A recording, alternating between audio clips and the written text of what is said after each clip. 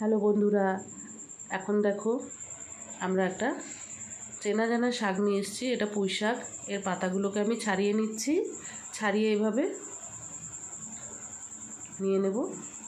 ডাঁটাগুলো পরে রান্না করা যাবে। বড় বড় পাতাগুলো পরিষ্কার আমি এই যে তুলে নিয়েছি।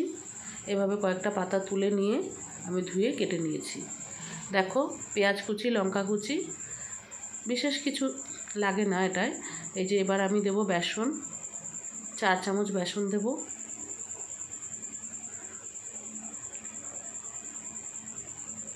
আর দেব চালের গুঁড়ো একটু, হাফ চামচ করে 1 চামচ চালের গুঁড়ো দিলাম। লবণ দিলাম। এবার দেব হলুদ দিয়ে এটা ভালো করে আমি এর মধ্যে আমি কেটে রেখেছি যে পেঁয়াজ কুচি, তারপরে লঙ্কা কুচি, এগুলোকেও আমি মিশিয়ে দেব।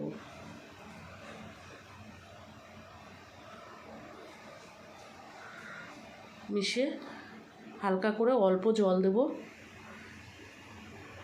এভাবে জলটা দিয়ে আমি ভালো করে একটু নাড়িয়ে চাড়িয়ে মিশিয়ে নিচ্ছি লবণ হলুদটা।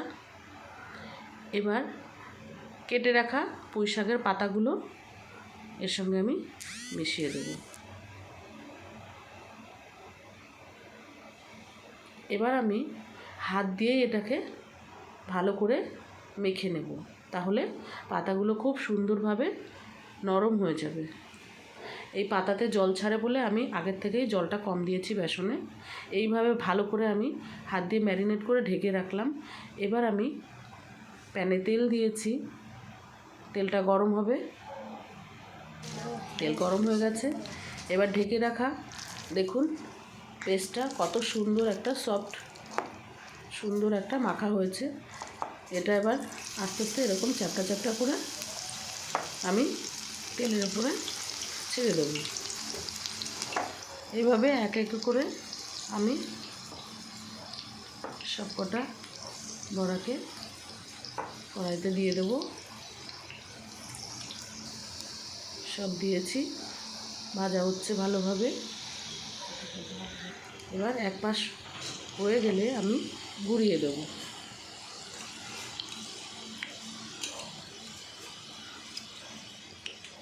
এভাবে আমি এক পাশ হয়ে গেছে, এবার ঘুরিয়ে দিচ্ছি। বড়াটা গায়ে গায়ে লেগে আছে, বেসন আছে, এই জন্য আমি উল্টে নিয়ে এভাবে আস্তে আস্তে করে তেলের মধ্যে উল্টে আস্তে আস্তে খুন্তিটার সাইড দিয়ে দিয়ে আমি একটু চেপে দিলেই সব ছেড়ে যাবে। এভাবে এক এক করে ছাড়িয়ে দেব, সব আলাদা হয়ে যাচ্ছে। এইভাবে করে আমি সব ছাড়িয়ে দিলাম। এবার নাড়াচাড়া করে দেখুন ওরা ভাজা হয়ে গেছে। উল্টে পাল্টে আমি দিয়ে এক এক করে আমি তুলে নেব। ভাজা হয়ে গেছে, এবার তুলে নিচ্ছি। এই পকোড়া গরম ভাতের সঙ্গে খেতে খুব ভালো লাগে, ডাল দিয়ে, ভাতের সঙ্গে, মুড়ির সঙ্গেও ভালো লাগে, এমনিও চায়ের সঙ্গেও খাওয়া যায়। যেমন যার ভালো লাগে সেভাবে খায়। খুব খাস্তা, আর ভেতরে পুঁই শাকগুলো নরম হয়ে যায়। দেখুন কি সুন্দর একটা, ওপরে মুচমুচে, ভেতরে সফট। এটা করে বাড়িতে বানিয়ে খেয়ে দেখবেন, ভালো লাগবে আশা করি। এরকম নতুন নতুন ভিডিও পাওয়ার জন্য অবশ্যই পাশে থাকবেন, লাইক করবেন, শেয়ার করবেন, সাবস্ক্রাইব করে দেবেন নতুন হলে।